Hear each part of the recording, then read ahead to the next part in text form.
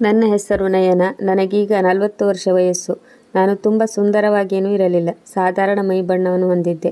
ನಾನು ನನ್ನ ತಂದೆ ತಾಯಿಗೆ ಒಬ್ಬಳೇ ಮಗಳಾಗಿದ್ದೆ. ನನ್ನ ಅಮ್ಮ ನಾನು ಚಿಕ್ಕವಳಿರುವಾಗಲೇ ಇಹಲೋಕವನ್ನು ತ್ಯಜಿಸಿದ್ದಳು. ನನ್ನ ಇಡೀ ಬಾಲ್ಯವನ್ನು ನಾನು ಮನೆಯ ಕೆಲಸದ ಆಳುಗಳ ಜೊತೆಯೇ ಕಳೆದಿದ್ದೆ.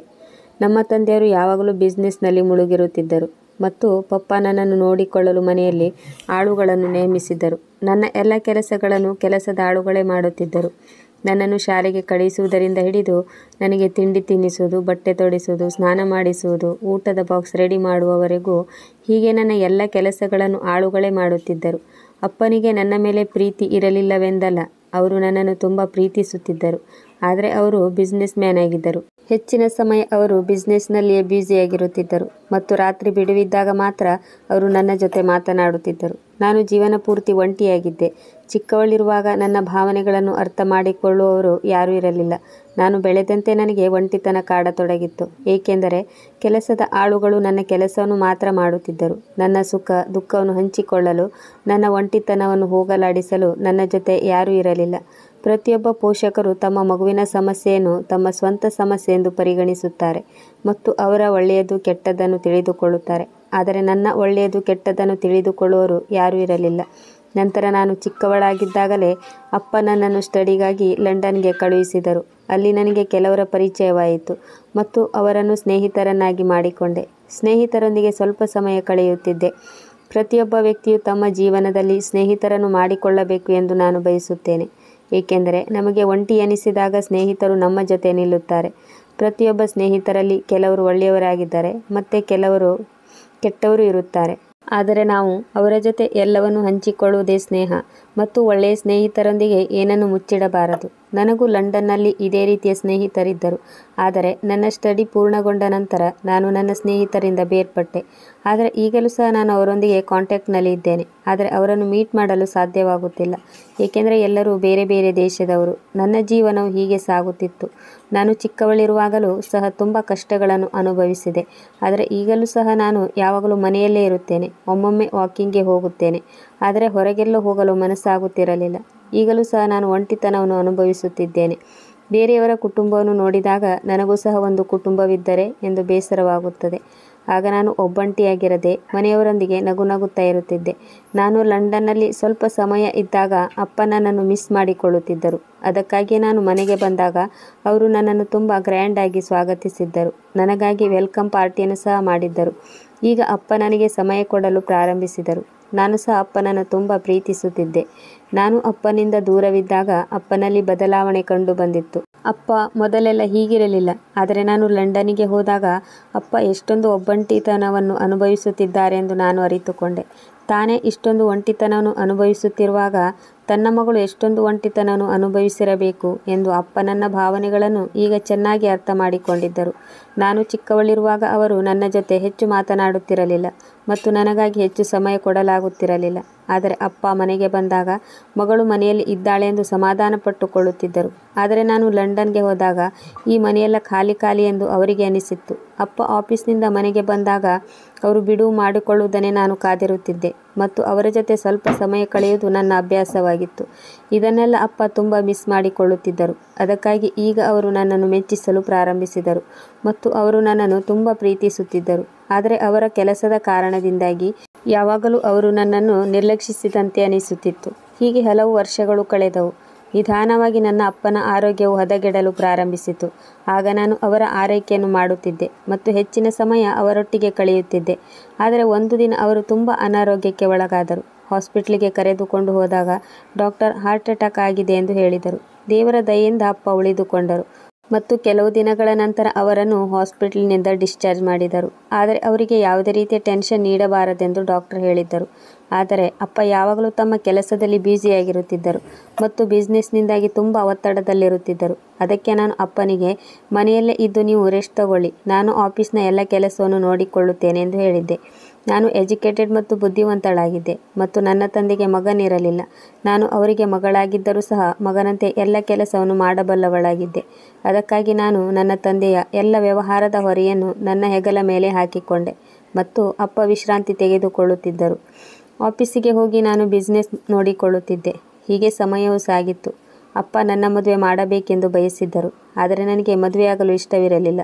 ನಾನು ಮದುವೆಯಾಗಲು ಸಂಪೂರ್ಣವಾಗಿ ನಿರಾಕರಿಸಿದೆ. ಏಕೆಂದರೆ ಈ ಪ್ರಪಂಚದಲ್ಲಿ ಯಾರನ್ನು ನಾನು ನನ್ನವರು ಎಂದು ಭಾವಿಸಲಿಲ್ಲ. ಈ ಜಗತ್ತಿನಲ್ಲಿರುವವರು ನನಗೆ ಪರಕೀಯರಂತೆ ಕಾಣುತ್ತಿದ್ದರು. ಯಾರ ಜೊತೆಯೂ ನಾನು ಹೊಂದಾಣಿಕೆಯಿಂದ ಇರಲು ಸಾಧ್ಯವಿಲ್ಲವೆಂದು ಅನಿಸಿತು. ನಾನು ಯಾರನ್ನು ಪ್ರೀತಿಸಿರಲಿಲ್ಲ ಮತ್ತು ಯಾರನ್ನು ಪ್ರೀತಿಸಲು ಇಷ್ಟಪಡಲಿಲ್ಲ. ಅಪ್ಪ ನನ್ನನ್ನು ಮದುವೆ ಮಾಡಿಸಿ ಕನ್ಯಾದಾನವನ್ನು ತಮ್ಮ ಕೈಯಿಂದಲೇ ಮಾಡಬೇಕೆಂದು ಬಯಸಿದ್ದರು. ಏಕೆಂದರೆ ಅವರು ಅನಾರೋಗ್ಯದಿಂದ ಬಳಲುತ್ತಿದ್ದರು ಮತ್ತು ತಾವು ಹೆಚ್ಚು ಸಮಯ ಬದುಕಲು ಸಾಧ್ಯವಿಲ್ಲವೆಂದು ಅವರು ಭಾವಿಸಿದ್ದರು. ಸಾಯುತ್ತಿರುವ ವ್ಯಕ್ತಿಗೆ ತನಗೆ ಯಾವಾಗ ಸಾವು ಬರುತ್ತದೆ ಎನ್ನುವುದು ಅವರ ಅರಿವಿಗೆ ಬರುತ್ತದೆ ಎಂದು ಹೇಳಲಾಗುತ್ತದೆ. ಅಪ್ಪ ಅದಕ್ಕಾಗಿಯೇ ನನಗೆ ಮದುವೆ ಮಾಡಲು ಆತುರಪಡುತ್ತಿದ್ದರು. ಆದರೆ ನಾನು ಅಪ್ಪನಿಗೆ ನಿನ್ನನ್ನು ಬಿಟ್ಟು ಎಲ್ಲಿಗೂ ಹೋಗುವುದಿಲ್ಲವೆಂದು ಹೇಳಿದ್ದೆ. ಆದರೂ ಅಪ್ಪ ನನಗೆ ಸಂಬಂಧವನ್ನು ಹುಡುಕುತ್ತಿದ್ದರು. ಆದರೆ ಯಾರೇ ನನ್ನನ್ನು ನೋಡಲು ಬಂದರೂ ಸಹ ನಾನು ಅವರನ್ನು ನಿರಾಕರಿಸುತ್ತಿದ್ದೆ ಮತ್ತು ನಾನು ಅವರಿಗೆ ಇಲ್ಲಿಂದ ಹೊರಟು ಹೋಗಿ ನನಗೆ ಈಗಲೇ ಮದುವೆಯಾಗಲು ಇಷ್ಟವಿಲ್ಲವೆಂದು ಮುಖಕ್ಕೆ ಹೊಡೆದ ಹಾಗೆ ಹೇಳುತ್ತಿದ್ದೆ. ಮನೆಗೆ ಬಂದ ಅತಿಥಿಗಳನ್ನು ಅವಮಾನಿಸಿದಾಗ ಅಪ್ಪನಿಗೆ ತುಂಬ ಕೋಪ ಬರುತ್ತಿತ್ತು. ಆದರೆ ನಾನು ಏನು ಮಾಡುವುದು? ಅವರ ಆಸೆ ಪ್ರಕಾರ ನನಗೆ ಮದುವೆಯಾಗಲು ಇಷ್ಟವಿರಲಿಲ್ಲ. ಅಪ್ಪನ ವ್ಯವಹಾರವನ್ನು ನೋಡಿಕೊಳ್ಳಬೇಕು ಎನ್ನುವುದು ನನ್ನ ಆಸೆಯಾಗಿತ್ತು ಮತ್ತು ಅದರಲ್ಲಿ ನನಗೆ ತುಂಬ ಆಸಕ್ತಿಯೂ ಇತ್ತು ಮತ್ತು ವ್ಯವಹಾರವನ್ನು ತುಂಬ ಚೆನ್ನಾಗಿ ನಿಭಾಯಿಸುತ್ತಿದ್ದೆ. ಅಪ್ಪನೂ ಸಹ ನನ್ನ ಬಗ್ಗೆ ತುಂಬ ಹೆಮ್ಮೆ ಪಡುತ್ತಿದ್ದರು. ನಾನು ಅವರ ಬಿಸ್ನೆಸ್ಸನ್ನು ಇಷ್ಟೊಂದು ಇಂಪ್ರೂವ್ಮೆಂಟ್ ಮಾಡುತ್ತೇನೆಂದು ಅವರು ಅಂದುಕೊಂಡಿರಲಿಲ್ಲ. ನಾನು ಆಫೀಸಿಗೆ ಹೋದಾಗಿನಿಂದಲೂ ಬಿಸ್ನೆಸ್ ತುಂಬ ಚೆನ್ನಾಗಿ ನಡೆಯುತ್ತಿತ್ತು. ನಾನು ಅಪ್ಪನೊಂದಿಗೆ ತುಂಬ ಸಂತೋಷವಾಗಿ ಕಾಲ ಕಳೆಯುತ್ತಿದ್ದೆ. ಆದರೆ ಆ ಸಂತೋಷ ಕೆಲವು ದಿನಗಳವರೆಗೆ ಮಾತ್ರ ಉಳಿಯಿತು. ಏಕೆಂದರೆ ಪಪ್ಪ ಅನಾರೋಗ್ಯದಿಂದಾಗಿ ಇಹಲೋಕ ತ್ಯಜಿಸಿದರು. ನನ್ನ ತಂದೆ ತಾಯಿ ಇಬ್ಬರೂ ನನ್ನನ್ನು ಬಿಟ್ಟು ಹೋದರು. ಈ ಜಗತ್ತಿನಲ್ಲಿ ನಾನೀಗ ಸಂಪೂರ್ಣವಾಗಿ ಏಕಾಂಗಿಯಾದೆ. ಆದರೆ ನಾನೇನು ಮಾಡಲಿ? ನನ್ನ ಹೃದಯದಲ್ಲಿ ಅಪ್ಪ ಅಮ್ಮನನ್ನು ಬಿಟ್ಟು ಬೇರೆ ಯಾರೊಬ್ಬರಿಗೂ ಜಾಗ ಕೊಡುವುದು ನನಗೆ ಇಷ್ಟವಿರಲಿಲ್ಲ. ನಾನು ನನ್ನ ಜೀವನದಲ್ಲಿ ಸಾಧ್ಯವಾದಷ್ಟು ಉತ್ತಮವಾಗಿ ಬದುಕಬೇಕೆಂದುಕೊಂಡೆ ಮತ್ತು ನನ್ನ ಎಲ್ಲ ಗಮನವನ್ನು ವ್ಯವಹಾರದ ಕಡೆ ಕೇಂದ್ರೀಕರಿಸಿದೆ. ಆದರೆ ಅಪ್ಪನನ್ನು ಕಳೆದುಕೊಂಡ ನೆನಪು ತುಂಬ ಕಾಡುತ್ತಿತ್ತು. ನಾನು ಒಂದು ದಿನ ಕ್ಯಾಬಿನ್ನಲ್ಲಿ ಕುಳಿತಿದ್ದೆ ಮತ್ತು ನಾನು ಕೆಲಸದ ನಿಮಿತ್ತ ಕೆಲವರನ್ನು ಇಂಟರ್ವ್ಯೂಗೆ ಕರೆದಿದ್ದೆ. ಸುಮಾರು 20 ಜನರು ಇಂಟರ್ವ್ಯೂಗೆ ಬಂದಿದ್ದರು. ನಾನು ಒಬ್ಬೊಬ್ಬರನ್ನೇ ಇಂಟರ್ವ್ಯೂ ಮಾಡಬೇಕಿತ್ತು. ಅದರಲ್ಲಿ 2 ಹುಡುಗಿಯರನ್ನು ಆಯ್ಕೆ ಮಾಡಿದೆ ಮತ್ತು ಒಬ್ಬ ಹುಡುಗ ನನ್ನ ಕ್ಯಾಬಿನ್ಗೆ ಬಂದಾಗ ಅವನನ್ನು ನೋಡಿ ನಾನು ದಿಗ್ಭ್ರಮೆಗೊಂಡೆ. ಅವನು ತುಂಬ ಸುಂದರವಾಗಿದ್ದ. ನಾನು ಇದೇ ಮೊದಲ ಬಾರಿಗೆ ಇಂಥ ಸುಂದರ ಹುಡುಗನನ್ನು ನೋಡುತ್ತಿರುವುದು. ನನಗೀಗ 35 ವರ್ಷ ವಯಸ್ಸಾಗಿತ್ತು. ನನ್ನ ಮನಸ್ಸಿನಿಂದ ಮದುವೆಯ ಆಲೋಚನೆ ಸಂಪೂರ್ಣವಾಗಿ ಹೊರಹೋಗಿತ್ತು. ನಾನಂದುಕೊಂಡಿದ್ದೆ, ನನ್ನ ಜೀವನವು ಹೀಗೆ ಇರುತ್ತದೆ. ನಾನು ನನ್ನ ವ್ಯವಹಾರದಲ್ಲಿ ಮಾತ್ರ ಗಮನ ಹರಿಸುತ್ತೇನೆ ಮತ್ತು ಹೀಗೆ ಹಣವನ್ನು ಸಂಪಾದಿಸುತ್ತೇನೆ ಎಂದು ಅಂದುಕೊಂಡಿದ್ದೆ. ಆದರೆ ನನ್ನ ಬಳಿ ಸಾಕಷ್ಟು ಹಣವಿತ್ತು. ಅಪ್ಪ ಸಾಯುವ ಮೊದಲು ಎಲ್ಲ ಆಸ್ತಿಯನ್ನು ನನ್ನ ಹೆಸರಿಗೆ ಮಾಡಿದ್ದರು. ಆ ಹುಡುಗ ನನ್ನ ಹತ್ತಿರ ಇಂಟರ್ವ್ಯೂಗೆ ಬಂದಾಗ ಅವನ ಸಿವಿಯನ್ನು ಪರೀಕ್ಷಿಸಿದಾಗ ನಾನು ಅವನಿಂದ ಪ್ರಭಾವಿತನಾದೆ. ಏಕೆಂದರೆ ಅವನು ನೋಡಲು ತುಂಬ ಚೆನ್ನಾಗಿದ್ದನು ಮತ್ತು ಅವನ ಎಜುಕೇಷನ್ ಸಹ ಉತ್ತಮವಾಗಿತ್ತು ಮತ್ತು ಉಳಿದ ಮಾಹಿತಿಯನ್ನು ಮೆಸೇಜ್ ಮೂಲಕ ತಿಳಿಸುವುದಾಗಿ ಅಲ್ಲಿಂದ ಎದ್ದು ಹೋದನು. ಆದರೆ ನಾನು ಮನೆಗೆ ಬಂದು ಹಾಸಿಗೆ ಮೇಲೆ ಶಾಂತವಾಗಿ ಮಲಗಿದ್ದಾಗ ಅವನ ಸೌಂದರ್ಯ ಮತ್ತೆ ಮತ್ತೆ ನನ್ನ ಕಣ್ಣ ಮುಂದೆ ಬಂದಿತ್ತು. ಏಕೆ ಎಂದು ನನಗೆ ತಿಳಿಯಲಿಲ್ಲ. ಎಷ್ಟೇ ಪ್ರಯತ್ನಪಟ್ಟರೂ ಆ ಹುಡುಗನ ಮುಖವೇ ನನ್ನ ಕಣ್ಣ ಮುಂದೆ ಬರುತ್ತಿತ್ತು. ಆ ಹುಡುಗನೊಂದಿಗೆ ನನಗೇನು ಸಂಬಂಧವಿದೆ ಎಂದು ನನಗೆ ಅರ್ಥವಾಗಲಿಲ್ಲ. ಮರುದಿನ ನಾನು ಆಫೀಸ್ಗೆ ಹೋದೆ. ಆ ಹುಡುಗ ಯಾವುದಾದರೊಂದು ಕೆಲಸದ ನಿಮಿತ್ತ ನನ್ನ ಕ್ಯಾಬಿನ್ಗೆ ಬರುತ್ತಿದ್ದ. ಹೀಗೆ ಪ್ರತಿದಿನ ಯಾವುದಾದರೂ ಒಂದು ನೆಪವೊಡ್ಡಿ ನನ್ನ ಕ್ಯಾಬಿನಿಗೆ ಬರುತ್ತಿದ್ದ ಮತ್ತು ನಮ್ಮಿಬ್ಬರ ನಡುವೆ ಮಾತುಕತೆ ನಡೆಯುತ್ತಿತ್ತು. ಅವನ ಹೆಸರು ಆಕಾಶ್. ಅವನಿಗೆ ಈಗ 25 ವರ್ಷ ವಯಸ್ಸಾಗಿತ್ತು. ನಾನು ಅವನ ಕುಟುಂಬದ ಬಗ್ಗೆ ಕೇಳಿದೆ. ಅವನೊಬ್ಬ ಅನಾಥನಾಗಿದ್ದ. ಅವನಿಗೆ ಈ ಜಗತ್ತಿನಲ್ಲಿ ತನ್ನವರೆನ್ನುವರು ಯಾರೂ ಇರಲಿಲ್ಲ ಮತ್ತು ಈ ಸಿಟಿಗೆ ಅವನು ಹೊಸಬನಾಗಿದ್ದ. ಅವನು ಕೆಲಸಕ್ಕಾಗಿ ಅಲೆದಾಡುತ್ತಿದ್ದ. ನಾನು ಅವನಿಗೆ ಕೆಲಸ ಕೊಟ್ಟಾಗ ಅವನು ನನಗೆ ತುಂಬ ಕೃತಜ್ಞತೆಯನ್ನು ಸಲ್ಲಿಸಿದ್ದ. ಅವನು ಸುಮಾರು 7 ವರ್ಷದವನಿದ್ದಾಗ ಅವನ ಅಪ್ಪ ಅಮ್ಮ ಒಂದು ಆಕ್ಸಿಡೆಂಟ್ನಲ್ಲಿ ತೀರಿಕೊಂಡಿದ್ದರು. ನಂತರ ಅವನು ತನ್ನ ಚಿಕ್ಕಪ್ಪನ ಮನೆಯಲ್ಲಿ ಇದ್ದು ತನ್ನ ಓದನ್ನು ಪೂರ್ಣಗೊಳಿಸಿದನು. ಚಿಕ್ಕ ವಯಸ್ಸಿನಲ್ಲಿ ಅವನ ಚಿಕ್ಕಪ್ಪ ಅವನನ್ನು ಕೂಲಿ ಕೆಲಸಕ್ಕೆ ಸೇರಿಸಿದನು. ಅವನು ಬೆಳಿಗ್ಗೆ ಶಾಲೆಗೆ ಹೋಗುತ್ತಿದ್ದ ಮತ್ತು ಶಾಲೆಯಿಂದ ಬಂದ ನಂತರ ಕೂಲಿ ಕೆಲಸಕ್ಕೆ ಹೋಗುತ್ತಿದ್ದ. ಅವನು ಸರ್ಕಾರಿ ಶಾಲೆಗೆ ಹೋಗುತ್ತಿದ್ದ ಮತ್ತು ದುಡಿದ ಹಣವನ್ನು ಚಿಕ್ಕಪ್ಪನಿಗೆ ಕೊಡುತ್ತಿದ್ದ. ಆದರೆ ಅವನು ತುಂಬ ಬುದ್ಧಿವಂತನಾಗಿದ್ದ ಮತ್ತು ಪ್ರತಿ ಕ್ಲಾಸ್ನಲ್ಲಿ ಫಸ್ಟ್ ಬರುತ್ತಿದ್ದ. ಅವನು ಇಂಗ್ಲಿಷ್ ಕೂಡ ತುಂಬ ಚೆನ್ನಾಗಿ ಮಾತನಾಡುತ್ತಿದ್ದ. ಅವನ ಜೊತೆ ಮಾತನಾಡುವುದೆಂದರೆ ನನಗೆ ತುಂಬ ಇಷ್ಟ. ಅವನ ಕತೆ ಕೇಳಿದ ನಂತರ ನಮ್ಮಿಬ್ಬರ ಕಥೆಯೂ ಒಂದೇ ಎಂದು ನನಗೆ ಅನಿಸಿತು. ಈ ಜಗತ್ತಿನಲ್ಲಿ ನನ್ನಂಥವರು ತುಂಬ ಜನ ಇದ್ದಾರೆ ಎಂದು ಆಕಾಶ್ನ ಕತೆ ಕೇಳಿದ ನಂತರ ನನಗೆ ಅನಿಸಿತು. ಆಕಾಶ್ನಿಗೆ ನಾನು ಬಾಸ್ ಆಗಿದ್ದರೂ ಸಹ ನಾನು ಅವನೊಂದಿಗೆ ಉತ್ತಮ ಸ್ನೇಹವನ್ನು ಹೊಂದಿದ್ದೆ. ನಾನು ಆಕಾಶ್ನಿಗಿಂತ 10 ವರ್ಷ ದೊಡ್ಡವಳಾಗಿದ್ದೆ. ಕ್ರಮೇಣ ನಾನು ಅವನನ್ನು ಪ್ರೀತಿಸತೊಡಗಿದೆ. ಅವನು ಸಹ ನನ್ನನ್ನು ಪ್ರೀತಿಸಲು ಪ್ರಾರಂಭಿಸಿದ. ಅವನು ಹೇಳುತ್ತಿದ್ದ, ನನಗೆ ಹಿಂದೆ ಮುಂದೆ ಯಾರೂ ಇಲ್ಲ. ನಾನು ನಿಮ್ಮನ್ನು ಮದುವೆಯಾಗಲು ಒಪ್ಪಿಕೊಳ್ಳುತ್ತೇನೆ. ನಾನು ನಿಮ್ಮನ್ನು ಇಷ್ಟಪಡುತ್ತಿದ್ದೇನೆ ಎಂದ. ಆದರೆ ನನಗೂ ನಿನಗೂ ವಯಸ್ಸಿನಲ್ಲಿ ತುಂಬ ಅಂತರವಿದೆ ಮತ್ತು ನಮ್ಮಿಬ್ಬರ ಜೋಡಿ ಸರಿ ಹೊಂದುವುದಿಲ್ಲ ಎಂದು ಹೇಳಿದೆ. ಮತ್ತೆ ಆಕಾಶ್ ಹೇಳಿದ, ನಾನು ನಿಮ್ಮನ್ನು ಪ್ರೀತಿಸುತ್ತಿದ್ದೇನೆ ಮತ್ತು ನಿಮ್ಮನ್ನು ಮದುವೆಯಾಗಲು ಇಷ್ಟಪಡುತ್ತೇನೆ. ನಮ್ಮಿಬ್ಬರ ವಯಸ್ಸಲ್ಲಿ ವ್ಯತ್ಯಾಸವಿದ್ದರೆ ಏನಾಯಿತು? ನಮ್ಮಿಬ್ಬರ ಹೃದಯದಲ್ಲಿ ಪ್ರೀತಿ ಇದ್ದರೆ ಸಾಕು. ಆಕಾಶ್ನಿಗಾಗಲಿ ನನಗಾಗಲಿ ಹಿಂದೆ ಮುಂದೆ ಯಾರೂ ಇರಲಿಲ್ಲ. ಆಕಾಶ್ ನಮ್ಮ ಆಫೀಸ್ನಲ್ಲಿ ಅಕೌಂಟೆಂಟ್ ಕೆಲಸ ಮಾಡುತ್ತಿದ್ದ. ನಾನು ಆಕಾಶ್ನ ಜೊತೆ ಮದುವೆಯಾದೆ. ಆಫೀಸ್ನಲ್ಲಿ ಇದ್ದವರು ನಮ್ಮಿಬ್ಬರ ವಯಸ್ಸಿನ ಬಗ್ಗೆ ಗುಸುಗುಸು ಮಾತನಾಡತೊಡಗಿದರು ಮತ್ತು ಆಕಾಶ್ ತನಗಿಂತ ಎಷ್ಟೊಂದು ದೊಡ್ಡ ಹುಡುಗಿಯನ್ನು ಮದುವೆಯಾಗಿದ್ದಾನೆ ಎಂದು ಹೇಳುತ್ತಿದ್ದರು. ನಮ್ಮಿಬ್ಬರ ಬಗ್ಗೆ ಇಲ್ಲ ಸಲ್ಲದ ಮಾತುಗಳನ್ನು ಆಡುತ್ತಿದ್ದರು. ಆದರೆ ನಾವಿಬ್ಬರು ಅದರ ಬಗ್ಗೆ ತಲೆ ಕೆಡಿಸಿಕೊಳ್ಳಲಿಲ್ಲ. ಆಕಾಶ್ ಮೊದಲು ಬಾಡಿಗೆ ಮನೆಯಲ್ಲಿ ಇರುತ್ತಿದ್ದ. ಮದುವೆಯಾದ ನಂತರ ನನ್ನ ಫ್ಲ್ಯಾಟಿಗೆ ಬಂದಿದ್ದ. ಆಕಾಶ್ ನನ್ನನ್ನು ತುಂಬ ಗೌರವಿಸುತ್ತಿದ್ದ ಮತ್ತು ತುಂಬ ಪ್ರೀತಿಸುತ್ತಿದ್ದ. ಆಕಾಶ್ನನ್ನು ಮದುವೆಯಾದ ನಂತರ ನಾನು ಕೂಡ ಈ ಪ್ರಪಂಚಕ್ಕೆ ಸೇರಿದವಳು ಎಂದು ಅನಿಸತೊಡಗಿತ್ತು ಮತ್ತು ನನ್ನಂತಹ ಅದೃಷ್ಟಶಾಲಿ ಹುಡುಗಿ ಬೇರೆ ಯಾರೂ ಇಲ್ಲ ಎಂದು ನಾನು ಅಂದುಕೊಂಡೆ. ಆಕಾಶ್ ನನ್ನ ಜೀವನದಲ್ಲಿ ಕಾಲಿಟ್ಟ ತಕ್ಷಣ ನನ್ನಲ್ಲಿದ್ದ ಹತಾಶೆಗಳೆಲ್ಲವೂ ಮಾಯವಾದವು. ಈಗ ನಾನು ನನ್ನ ಜೀವನವನ್ನು ಪ್ರೀತಿಸಲು ಪ್ರಾರಂಭಿಸಿದೆ. ಆಕಾಶ್ನು ನನ್ನ ಬಗ್ಗೆ ತುಂಬ ಕಾಳಜಿ ವಹಿಸುತ್ತಿದ್ದ ಮತ್ತು ಪ್ರಪಂಚದಲ್ಲಿದ್ದ ಎಲ್ಲ ಖುಷಿಯೂ ನನಗೆ ಸಿಕ್ಕಿದೆ ಎಂದು ಅನಿಸತೊಡಗಿತ್ತು. ಮದುವೆಯಾದ ಮೇಲೆ ಆಕಾಶ್ ಹೇಳಿದ್ದ, ನೀನು ಬಿಸ್ನೆಸ್ನ ಚಿಂತೆ ಮಾಡಬೇಡ. ಮನೆಯಲ್ಲೇ ಇದ್ದು ನೀನು ನನಗಾಗಿ ಕಾಯುತ್ತಿರು. ನನಗೆ ಒಳ್ಳೆಯ ತಿಂಡಿ ತಿನಿಸು ಮಾಡಿಕೊಡು. ನಾನು ನಿನ್ನ ಗಂಡನಂತೆ ಆಫೀಸ್ನಿಂದ ಬಂದು ನಿನ್ನನ್ನು ಮುದ್ದಿಸುತ್ತೇನೆ ಎಂದನು. ಈಗ ಆಫೀಸ್ನಲ್ಲಿ ನನ್ನ ಸ್ಥಾನಮಾನವನ್ನು ಆಕಾಶ್ ಪಡೆದುಕೊಂಡಿದ್ದ ಮತ್ತು ಆಕಾಶ್ ಆಫೀಸಿಗೆ ಹೋದಾಗಿನಿಂದಲೂ ಅವನು ಬಿಸ್ನೆಸ್ ವ್ಯವಹಾರವನ್ನು ಚೆನ್ನಾಗಿ ನಿಭಾಯಿಸುತ್ತಿದ್ದ. ನನಗೆ ಆಕಾಶ್ನ ಮೇಲೆ ಭರವಸೆ ಇತ್ತು. ಅದಕ್ಕಾಗಿ ನಾನು ಮನೆಯಲ್ಲೇ ಉಳಿದುಕೊಂಡೆ. ನಾನು ನನ್ನ ಗಂಡನನ್ನು ತುಂಬ ನಂಬಿದ್ದೆ. ಅವನು ಕಷ್ಟಪಟ್ಟು ದುಡಿದ ಹಣದಿಂದ ನನ್ನನ್ನು ಖುಷಿಯಾಗಿರುವಂತೆ ನೋಡಿಕೊಳ್ಳುತ್ತಿದ್ದನು. ನನ್ನ ಗಂಡನೊಂದಿಗಿನ ಈ ಜೀವನ ಮತ್ತು ಸಣ್ಣ ಸಣ್ಣ ಖುಷಿಗಳು ನನಗೆ ತುಂಬ ಇಷ್ಟವಾಗತೊಡಗಿದವು. ನನ್ನ ವಯಸ್ಸಿನ ಬಗ್ಗೆ ಯಾರಾದರೂ ಮಾತನಾಡಿದರೆ ನನ್ನ ಗಂಡ ಅದಕ್ಕೆ ತಕ್ಕ ಉತ್ತರ ಕೊಡುತ್ತಿದ್ದ. ಮತ್ತೆ ಎದುರಿಗಿದ್ದವರಿಗೆ ನನ್ನ ವಯಸ್ಸಿನ ಬಗ್ಗೆ ಕೇಳುವ ಧೈರ್ಯ ಬರುತ್ತಿರಲಿಲ್ಲ. ನಾನು ಜೀವನದಲ್ಲಿ ತುಂಬ ಕುಸಿದಿದ್ದೆ. ಆಗ ಆಕಾಶ್ ದೇವರಾಗಿ ಬಂದು ನನ್ನನ್ನು ಒಪ್ಪಿಕೊಂಡು ದೊಡ್ಡ ಉಪಕಾರ ಮಾಡಿದ್ದ. ನನ್ನ ವಯಸ್ಸಿನ ಪ್ರಕಾರ ನಾನು ನನಗಿಂತ ದೊಡ್ಡವರನ್ನು ಮದುವೆಯಾಗಬೇಕಿತ್ತು. ಆದರೆ ನಾನು ಯಾವುದೋ ಹತಾಶೆಯಿಂದ ಯಾರನ್ನು ಮದುವೆಯಾಗಲು ಒಪ್ಪಿರಲಿಲ್ಲ. ಒಂದು ವೇಳೆ ಆಕಾಶ್ ನನ್ನನ್ನು ಮದುವೆಯಾಗದಿದ್ದರೆ ನಾನು ಜೀವನ ಪೂರ್ತಿ ಕನ್ಯೆಯಾಗಿ ಇರಬೇಕಾಗಿತ್ತು. ಆಕಾಶ್ ಎಷ್ಟು ಸುಂದರವಾಗಿದ್ದನೋ ಅಷ್ಟೇ ಬುದ್ಧಿವಂತನೂ ಆಗಿದ್ದ.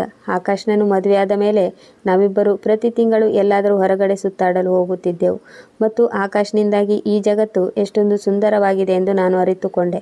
ಏಕೆಂದರೆ ನಾನು ಮೊದಲೆಲ್ಲ ಸ್ಟಡಿ ಮತ್ತು ಬಿಸ್ನೆಸ್ಗಾಗಿ ಹೊರ ಹೋಗುತ್ತಿದ್ದೆ. ಆಗ ನನಗೆ ಈ ಪ್ರಪಂಚ ಇಷ್ಟೊಂದು ಸುಂದರವಾಗಿ ಕಂಡಿರಲಿಲ್ಲ. ಆಕಾಶ್ ಇಡೀ ದಿನ ಆಫೀಸ್ನಲ್ಲೇ ಇರುತ್ತಿದ್ದ. ಆದ್ದರಿಂದ ನಾನು ನನ್ನ ಹುದ್ದೆ, ಸ್ಥಾನಮಾನ, ಬಿಸ್ನೆಸ್, ಕಾರು ಹೀಗೆ ನನ್ನದೆಲ್ಲವನ್ನು ಆಕಾಶ್ಗೆ ವಹಿಸಿದ್ದೆ. ನಾನು ಮತ್ತು ಆಕಾಶ್ ಮದುವೆಯಾಗಿ ಈಗ 2 ವರ್ಷಗಳಾಗಿತ್ತು. ಆದರೆ ಇನ್ನೂ ನಮಗೆ ಮಕ್ಕಳಾಗಿರಲಿಲ್ಲ ಮತ್ತು ನಾನು ಸಾಮಾನ್ಯ ಹೆಂಡತಿಯಂತೆ ಜೀವನ ನಡೆಸುತ್ತಿದ್ದೆ. ಹೀಗೆ ನಮ್ಮ ಜೀವನ ಸಂತೋಷವಾಗಿ ಸಾಗುತ್ತಿದ್ದ ಹಾಗೆ ಇದ್ದಕ್ಕಿದ್ದಂತೆ ನನ್ನ ಜೀವನದಲ್ಲಿಯೂ ದೊಡ್ಡ ಬಿರುಗಾಳಿ ಬಂದಿತ್ತು. ಇದ್ದಕ್ಕಿದ್ದಂತೆ ಆಕಾಶ್ನ ಕಾರು ಆಕ್ಸಿಡೆಂಟ್ ಆಯಿತು. ಅವನನ್ನು ಹಾಸ್ಪಿಟ್ಲಿಗೆ ಅಡ್ಮಿಟ್ ಮಾಡಿದ್ದಾರೆ ಎಂದು ತಿಳಿದಾಗ ನಾನು ಆಘಾತಕ್ಕೊಳಗಾದೆ. 6 ಗಂಟೆಗಳ ತಪಾಸಣೆಯ ನಂತರ ಡಾಕ್ಟರ್ ಆಕಾಶ್ನ 2 ಕಾಲಿಗೆ ಪಾರ್ಶ್ವವಾಯುವಾಗಿದೆ ಎಂದು, ಅವನು ಇನ್ನು ಮುಂದೆ ನಡೆಯಲು ಸಾಧ್ಯವಿಲ್ಲ ಎಂದು ಹೇಳಿದರು. ಈ ಸುದ್ದಿ ಕೇಳಿ ನನಗೆ ಪ್ರಪಂಚವೇ ಮುಳುಗಿ ಹೋಯಿತೇನೋ ಎಂದು ಅನಿಸಿತು. ತನಗೆ ನಡೆಯಲು ಸಾಧ್ಯವಿಲ್ಲ ಎಂದು ತಿಳಿದಾಗ ನನ್ನ ಗಂಡನೂ ಸಹ ಕಣ್ಣೀರು ಹಾಕುತ್ತಿದ್ದನು.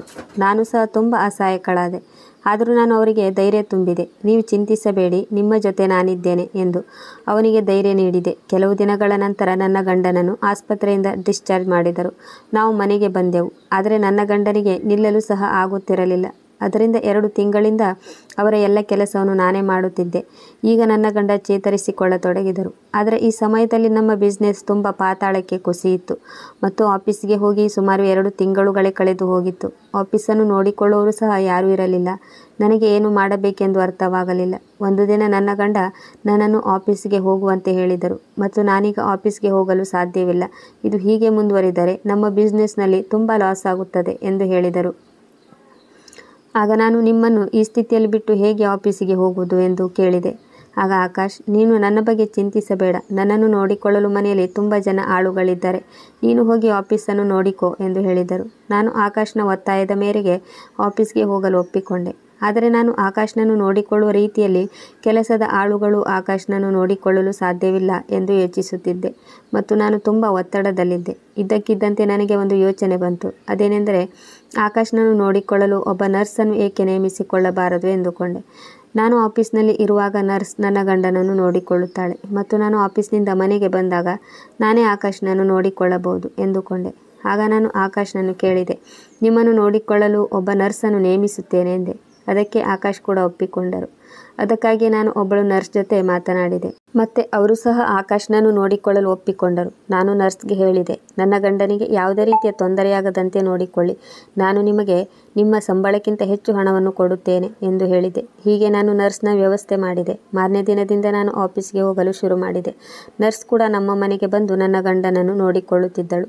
ನರ್ಸ್ ತುಂಬ ಸುಂದರವಾಗಿದ್ದಳು. ಅವಳ ಹೆಸರು ಲೀಲಾ. ಅವಳು ತುಂಬ ಬಡವಳಾಗಿದ್ದಳು. ಅವಳು ತನ್ನ ಕುಟುಂಬವನ್ನು ನೋಡಿಕೊಳ್ಳಲು ನರ್ಸ್ ಕೆಲಸಕ್ಕೆ ಸೇರಿಕೊಂಡಿದ್ದಳು. 2 ತಿಂಗಳಿಂದ ಆಫೀಸ್ನ ಕಡೆ ಗಮನ ಹರಿಸಿದ್ದರಿಂದ ಬಿಸ್ನೆಸ್ನಲ್ಲಿ ತುಂಬ ಏರುಪೇರುಗಳಾಗಿದ್ದವು. ಇದರಿಂದಾಗಿ ನಾನು ದಿನದ ಹೆಚ್ಚು ಸಮಯವನ್ನು ಆಫೀಸ್ನಲ್ಲೇ ಕಳೆಯಬೇಕಾಯಿತು. ಆದರೂ ನಾನು ಪದೇ ಪದೇ ಆಕಾಶ್ನಿಗೆ ಕಾಲ್ ಮಾಡಿ ಅವನ ಆರೋಗ್ಯದ ಬಗ್ಗೆ ವಿಚಾರಿಸಿಕೊಳ್ಳುತ್ತಿದ್ದೆ. ಆಕಾಶ್ ಸಾಕಷ್ಟು ಚೇತರಿಸಿಕೊಂಡಿದ್ದರೂ ಸಹ ಅವನಿಗೆ ನಡೆಯಲು ಸಾಧ್ಯವಾಗುತ್ತಿರಲಿಲ್ಲ ಮತ್ತು ನರ್ಸ್ ಅವರ ಎಲ್ಲ ಕೆಲಸವನ್ನು ಮಾಡುತ್ತಿದ್ದಳು. ಮನೆಯ ಕೆಲಸದವರು ಸಹ ಆಕಾಶ್ಗೆ ಸಹಾಯ ಮಾಡುತ್ತಿದ್ದರು. ಹೀಗಾಗಿ ನಾನು ಯಾವುದೇ ಚಿಂತೆ ಇಲ್ಲದೆ ಆಫೀಸ್ನ ಕೆಲಸವನ್ನು ಮಾಡುತ್ತಿದ್ದೆ ಮತ್ತು ರಾತ್ರಿ ತಡವಾಗಿ ಮನೆಗೆ ಬರುತ್ತಿದ್ದೆ. ನಾನು ಬಂದ ಮೇಲೆ ನನ್ನ ಗಂಡ ಮಲಗುತ್ತಿದ್ದರು. ರಜಾ ದಿನಗಳಲ್ಲಿ ಮಾತ್ರ ನನ್ನ ಗಂಡನೊಂದಿಗೆ ಸಮಯ ಕಳೆಯಲು ಸಿಗುತ್ತಿತ್ತು. ಕ್ರಮೇಣ ನಮ್ಮ ಬಿಸ್ನೆಸ್ ಕೂಡ ಇಂಪ್ರೂವ್ ಆಯಿತು. ನಂತರ ನಾನು ಸ್ವಲ್ಪ ಬೇಗನೆ ಮನೆಗೆ ಬರಲು ಶುರು ಮಾಡಿದೆ. ಮನೆಗೆ ಬಂದ ನಂತರ ಲ್ಯಾಪ್ಟಾಪ್ನಲ್ಲಿ ಆಫೀಸ್ ಕೆಲಸವನ್ನು ಸಹ ಮಾಡುತ್ತಿದ್ದೆ. ನರ್ಸ್ ರಾತ್ರಿ 9 ಗಂಟೆಗೆ ಮನೆಗೆ ಹೋಗುತ್ತಿದ್ದಳು.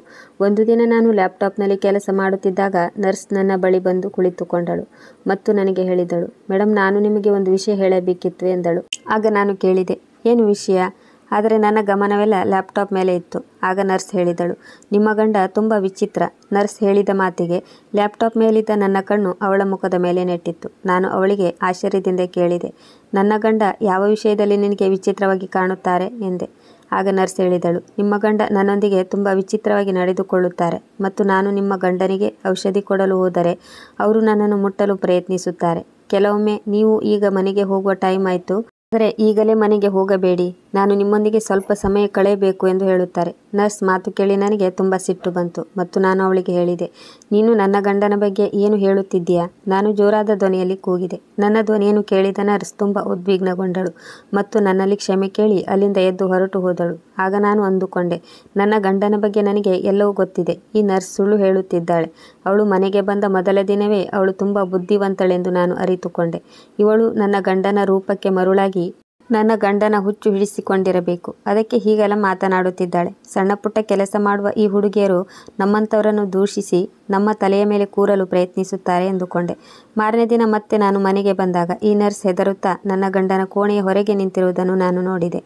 ನೀನು ರೂಮಿನ ಹೊರಗೆ ಏಕೆ ನಿಂತಿದ್ದೀಯಾ ಎಂದು ನಾನು ನರ್ಸನ್ನು ಕೇಳಿದಾಗ ನರ್ಸ್ ನನ್ನನ್ನು ತಬ್ಬಿಕೊಂಡು ಜೋರಾಗಿ ಅಳಲು ಶುರು ಮಾಡಿದಳು ಮತ್ತು ಹೇಳಿದಳು, ಮೇಡಮ್, ನಿಮ್ಮ ಗಂಡ ನನ್ನೊಂದಿಗೆ ತುಂಬ ಅಸಭ್ಯವಾಗಿ ವರ್ತಿಸುತ್ತಾರೆ. ನಾನು ತುಂಬ ಬಡ ಹುಡುಗಿ. ನೀವು ನನಗೆ ಹೆಚ್ಚು ಹಣ ಕೊಡುತ್ತಿದ್ದೀರಿ ಎಂಬ ಕಾರಣಕ್ಕೆ ನಾನು ನಿಮ್ಮ ಮನೆಯಲ್ಲಿ ಕೆಲಸಕ್ಕೆ ಸೇರಿಕೊಂಡೆ. ಆದರೆ ನಿಮ್ಮ ಗಂಡ ನನ್ನನ್ನು ತುಂಬ ಕೆಟ್ಟ ದೃಷ್ಟಿಯಿಂದ ನೋಡುತ್ತಿದ್ದಾರೆ ಎಂದು ಹೇಳುತ್ತಿದ್ದಳು. ನನಗೆ ಮತ್ತೆ ಆ ನರ್ಸಿನ ಮೇಲೆ ತುಂಬ ಸಿಟ್ಟು ಬಂತು.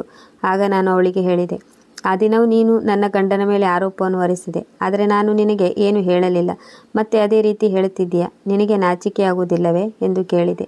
ಆ ಹುಡುಗಿ ಅಳುತ್ತಿದ್ದ ಸ್ಥಿತಿ ನೋಡಿ ನಿಜವಾಗ್ಲೂ ಅವಳ ವಿಷಯದಲ್ಲಿ ಏನೋ ತಪ್ಪಾಗಿದೆ ಎಂದು ಅನಿಸಿತು. ಆದರೆ ನನ್ನ ಗಂಡನ ಬಗ್ಗೆ ಹೀಗೆ ಯೋಚಿಸಲು ಸಹ ನನಗೆ ಸಾಧ್ಯವಿರಲಿಲ್ಲ. ಆದರೂ ಆ ಹುಡುಗಿಯನ್ನು ಕರೆದುಕೊಂಡು ನನ್ನ ಗಂಡನ ಬಳಿ ಹೋದೆ. ಆಕಾಶ್ ಬೆಡ್ ಮೇಲೆ ಮೊಬೈಲನ್ನು ನೋಡುತ್ತಾ ಕುಳಿತಿದ್ದ. ನರ್ಸ್ ಅಳುತ್ತಿರುವುದನ್ನು ನೋಡಿದ ನನ್ನ ಗಂಡ, ಲೀಲಾ, ಯಾಕೆ ಅಳುತ್ತಿದ್ಯಾ? ಏನಾಯಿತು ನಿನಗೆ ಎಂದು ಕೇಳಿದರು. ಮತ್ತು ನಯನ, ನೀನು ಯಾವಾಗ ಮನೆಗೆ ಬಂದೆ ಎಂದು ಕೇಳಿದರು. ಆಗ ನಾನು ಆಕಾಶ್ನನ್ನು ಕೇಳಿದೆ, ಆಕಾಶ್, ನೀವು ಲೀಲಾಳನ್ನು ಕೆಟ್ಟ ದೃಷ್ಟಿಯಿಂದ ನೋಡುತ್ತಿದ್ದೀರಂತೆ. ಇದನ್ನು ಕೇಳಿದ ನನ್ನ ಗಂಡ ಏಕಾಏಕಿ ಗಾಬರಿಗೊಂಡು, ನಯನ, ನಾನು ನಿನ್ನನ್ನು ಮಾತ್ರ ಪ್ರೀತಿಸುತ್ತಿದ್ದೇನೆ ಎಂದು ನಿನಗೆ ಗೊತ್ತಿಲ್ಲವೇ? ಈ ಹುಡುಗಿ ನನ್ನ ಮೇಲೆ ಆರೋಪ ಹೊರಿಸುತ್ತಿದ್ದಾಳೆ ಎಂದು ಹೇಳಿದರು. ಆಗ ಆಕಸ್ಮಿಕವಾಗಿ ಅಡಿಗೆ ಭಟ್ಟ ರಮೇಶ್ ಆಕಾಶ್ಗೆ ಜ್ಯೂಸ್ ತೆಗೆದುಕೊಂಡು ರೂಮಿಗೆ ಬಂದಿದ್ದ. ಆಗ ತಕ್ಷಣ ಆಕಾಶ್ ರಮೇಶ್ನಿಗೆ ಕೇಳಿದ, ರಮೇಶ್, ನೀನು ಇಡೀ ದಿನ ಮನೆಯಲ್ಲೇ ಇರುತ್ತೀಯ, ನೀನೇ ಹೇಳು, ನಾನು ಲೀಲಾಳನ್ನು ಕೆಟ್ಟ ದೃಷ್ಟಿಯಿಂದ ನೋಡುತ್ತಿದ್ದೀನೇನು? ಆಗ ರಮೇಶ್ ಹೇಳಿದ, ಇಲ್ಲ ಸರ್, ಈ ಹುಡುಗಿಯೇ ಸರಿಯಿಲ್ಲ. ಇವಳು ನರ್ಸ್ ಆಗಿ ಬಂದರೂ ಸಹ ಇವಳು ಮನೆಯ ಕೆಲಸಗಾರರ ಮೇಲೆ ಕಣ್ಣು ಹಾಕುತ್ತಿದ್ದಾಳೆ. ನನಗೆ ರಮೇಶ್ನ ಮಾತು ಕೇಳಿ ಲೀಲಾಳ ಮೇಲೆ ತುಂಬ ಕೋಪ ಬಂತು. ಆದರೆ ಲೀಲಾ ರಮೇಶ್ನ ಮಾತು ಕೇಳಿ ತುಂಬ ಆಶ್ಚರ್ಯಪಟ್ಟಳು, ಏಕೆಂದರೆ ರಮೇಶ್ ಲೀಲಾಳ ಮೇಲೆ ಆರೋಪ ಹೊರಿಸುತ್ತಿದ್ದನು. ನಾನು ರಮೇಶ್ನ ಮಾತು ಕೇಳಿ ಲೀಲಾಗೆ ಹೇಳಿದೆ, ಈಗಿಂದೀಗಲೇ ನನ್ನ ಮನೆಯಿಂದ ಹೊರಹೋಗು, ನಾನು ನಿನ್ನನ್ನು ಕೆಲಸದಿಂದ ತೆಗೆದು ಹಾಕುತ್ತಿದ್ದೇನೆ. ನನ್ನ ಮಾತು ಕೇಳಿ ಲೀಲಾ ಮನೆಯಿಂದ ಹೊರಹೋದಳು ಮತ್ತು ತುಂಬ ಅಳುತ್ತಿದ್ದಳು. ಇಂಥ ಹುಚ್ಚು ಹುಡುಗಿಯ ಮಾತನ್ನು ನಂಬದೇ ಇದ್ದದ್ದು ಒಳ್ಳೆಯದೇ ಆಯಿತು. ಎಂದು ಉಸಿರು ಬಿಗಿ ಹಿಡಿದು ಸಮಾಧಾನ ಪಟ್ಟುಕೊಂಡೆ. ನನ್ನ ಗಂಡನ ಮೇಲೆ ನಾನು ಆರೋಪ ಹೊರಿಸಲಿಲ್ಲ, ಏಕೆಂದರೆ ನನ್ನ ಗಂಡ ತುಂಬ ಒಳ್ಳೆಯ ವ್ಯಕ್ತಿಯಾಗಿದ್ದರು. ಅದಕ್ಕೆ ಕಾರಣ ಅವರು ತನಗಿಂತ 10 ವರ್ಷ ದೊಡ್ಡವಳಾದ ನನ್ನನ್ನು ಮದುವೆಯಾಗಿರೋದು ಮತ್ತು ನನ್ನ ಜೊತೆ ಸುಖವಾಗಿ ಜೀವನ ನಡೆಸುತ್ತಿರುವುದೇ ಅವರ ಒಳ್ಳೆಯತನಕ್ಕೆ ಸಾಕ್ಷಿಯಾಗಿತ್ತು.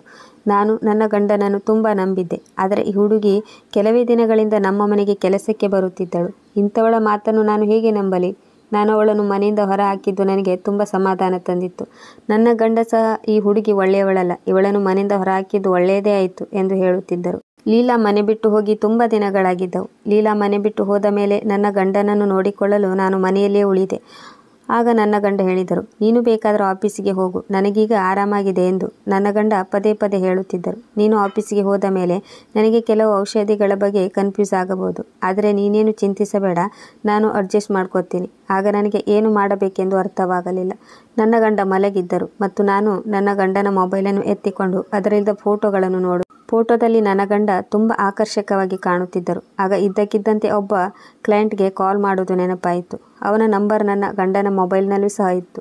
ನಾನು ಕಾಲ್ ಹಿಸ್ಟ್ರಿಯನ್ನು ತೆಗೆದೆ. ಅದರಲ್ಲಿ ಲೀಲಾಳ ನಂಬರ್ ಸಹ ಇತ್ತು. ನನ್ನ ಗಂಡನ ಫೋನಿನಲ್ಲಿ ಲೀಲಾಳ ನಂಬರ್ ಸೇವ್ ಆಗಿರುವುದನ್ನು ನೋಡಿ ನಾನು ಬೆಚ್ಚಿಬಿದ್ದೆ. ನಾನು ಯಾವಾಗಲೂ ಲೀಲಾಳೊಂದಿಗೆ ಮಾತನಾಡುವಾಗ ನನ್ನ ಮೊಬೈಲ್ನಿಂದಲೇ ಕಾಲ್ ಮಾಡುತ್ತಿದ್ದೆ. ಆದರೆ ನನ್ನ ಗಂಡನ ಮೊಬೈಲಿಂದ ಲೀಲಾಳಿಗೆ ತುಂಬ ಸಲ ಕಾಲ್ ಹೋಗಿತ್ತು. ಕಾಲ್ ಹಿಸ್ಟ್ರಿಯನ್ನು ನೋಡಿ ನಾನು ಗೊಂದಲಕ್ಕೊಳಗಾದೆ. ಆಗ ನನಗೆ ನೆನಪಾಯಿತು, ಆಕಾಶ್ ಲೀಲಾಳ ನಂಬರ್ ತೆಗೆದುಕೊಂಡಿರಬಹುದು ಮತ್ತು ಕೆಲಸವಿದ್ದಾಗ ಲೀಲಾಳಿಗೆ ಫೋನ್ ಮಾಡುತ್ತಿದ್ದನಿರಬಹುದು. ಅದು ಅಷ್ಟು ದೊಡ್ಡ ವಿಷಯವಲ್ಲವೆಂದು ಅನಿಸಿತು. ಅದಕ್ಕೆ ನಾನು ಆ ವಿಷಯವನ್ನು ನಿರ್ಲಕ್ಷಿಸಿದೆ. ಒಂದು ಭಾನುವಾರ ಲೀಲಾ ಮನೆಗೆ ಬಂದು, ದಯವಿಟ್ಟು ನನ್ನನ್ನು ಕ್ಷಮಿಸಿ ಮೇಡಮ್, ನನ್ನನ್ನು ಮತ್ತೆ ಕೆಲಸಕ್ಕೆ ತೆಗೆದುಕೊಳ್ಳಿ. ನಿಮ್ಮ ಮನೆಯಲ್ಲಿ ಕೆಲಸ ಮಾಡುವುದು ನನಗೆ ತುಂಬ ಮುಖ್ಯ, ಏಕೆಂದರೆ ನಿಮ್ಮ ಮನೆಯಲ್ಲಿ ಕೆಲಸ ಮಾಡುತ್ತಿದ್ದರಿಂದ ನನಗೆ ತುಂಬ ಹಣ ಸಿಗುತ್ತಿತ್ತು. ಆದರೆ ಆಸ್ಪತ್ರೆಯಲ್ಲಿ ಅಷ್ಟು ಹಣ ಸಿಗುವುದಿಲ್ಲ ಎಂದು ಹೇಳುತ್ತಿದ್ದಳು. ಲೀಲಾಳನ್ನು ಮತ್ತೆ ಕೆಲಸಕ್ಕೆ ಸೇರಿಸಿಕೊಳ್ಳಲು ನಾನು ಸ್ಪಷ್ಟವಾಗಿ ನಿರಾಕರಿಸಿದೆ, ಏಕೆಂದರೆ ಲೀಲಾ ಸರಿಯಿಲ್ಲ. ಅವಳು ನನ್ನ ಗಂಡನ ಮೇಲೆ ಆರೋಪ ಹೊರಿಸಿದ್ದಳು ಮತ್ತು ಎಂದಿಗೂ ನಾನು ಅದನ್ನು ಸಹಿಸುವುದಿಲ್ಲ. ಮತ್ತೆ ಲೀಲಾ ನನ್ನಲ್ಲಿ ಕ್ಷಮೆ ಕೇಳತೊಡಗಿದಳು.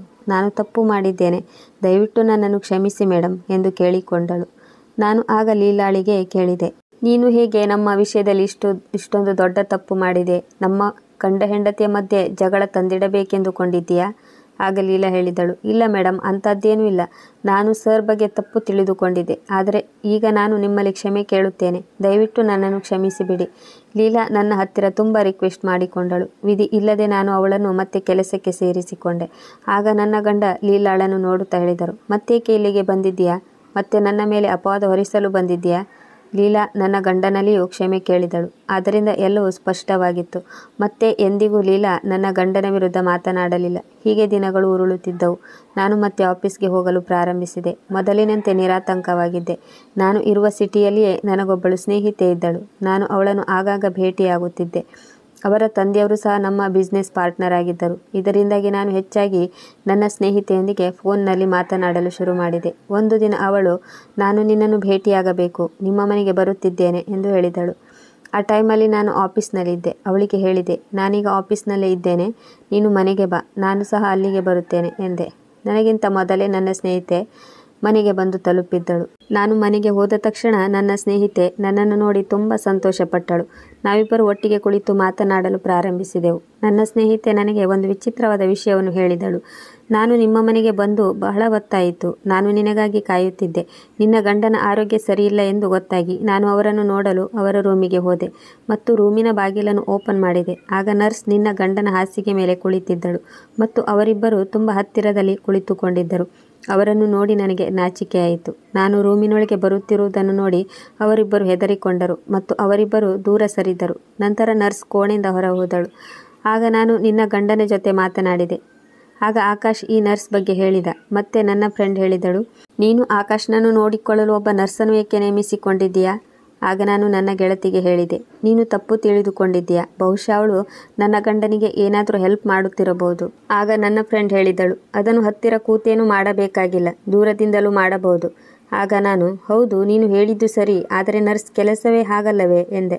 ಆಗ ನನ್ನ ಮಾತು ಕೇಳಿ ನನ್ನ ಫ್ರೆಂಡ್ ಹೇಳಿದಳು, ನರ್ಸ್ ಬೆಡ್ ಮೇಲೆ ಕುಳಿತುಕೊಂಡು ಮಾಡುವಂಥ ಕೆಲಸವಿರುತ್ತದೆಯೇ ನಯನ ಎಂದು ಕೇಳಿದಳು. ಮತ್ತು ನೀನು ನಿನ್ನ ಗಂಡನ ಮೇಲೆ ಧ್ಯಾನವಿಡು, ನಿನ್ನ ಗಂಡ ನಿನ್ನ ಕೈ ಜಾರಿ ಹೋಗದಂತೆ ನೋಡಿಕೊ ಎಂದು ಹೇಳಿದಳು. ಮತ್ತೆ ನಾನು ನನ್ನ ಫ್ರೆಂಡಿಗೆ ಹೇಳಿದೆ, ನೀನು ಅವರನ್ನು ತಪ್ಪಾಗಿ ಅರ್ಥ ಮಾಡಿಕೊಂಡಿದ್ದೀಯಾ, ಇನ್ನು ಮುಂದೆ ನನ್ನ ಗಂಡನನ್ನು ನಾನೇ ನೋಡಿಕೊಳ್ಳುತ್ತೇನೆ ಎಂದೆ. ನನ್ನ ಗೆಳತಿಯ ಮಾತು ಕೇಳಿ ನನ್ನ ಮನದಲ್ಲಿ ಗೊಂದಲ ಉಂಟಾಯಿತು. ಮಾರನೇ ದಿನ ನನ್ನ ಗಂಡನ ಬಳಿ ಹೋಗಿ ಮಲಗಿದಾಗ ಅವರ ಹಾಸಿಗೆಯಲ್ಲಿ ಬಿದ್ದಿದ್ದ ಒಂದು ಸಣ್ಣ ಕಿವಿಯೋಲೆಯನ್ನು ನೋಡಿದೆ. ನನ್ನ ಗಂಡ ಜೋರಾದ ನಿದ್ರೆಯಲ್ಲಿದ್ದರು, ಆದ್ದರಿಂದ ಆ ಕಿವಿಯೋಲೆಯ ಬಗ್ಗೆ ಕೇಳಲು ಸಾಧ್ಯವಾಗಲಿಲ್ಲ. ಆ ಕಿವಿಯೋಲೆ ನನ್ನದಂತೂ ಆಗಿರಲಿಲ್ಲ. ಮಾರನೇ ದಿನ ನಾನು ಆಫೀಸಿಗೆ ಹೋಗೋದು ತಡವಾಯಿತು.